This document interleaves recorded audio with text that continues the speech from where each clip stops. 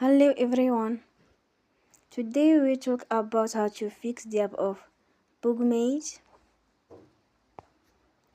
We will go to settings.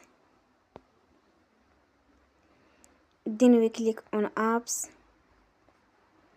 After that we will search the app Bookmate and we click. Then we will on for stop. After that we will go to storage. Then we click on clear cache. Here we go to Play Store and you will update your app. Don't forget to support us by like and subscribe. See you next time and thank you for watching.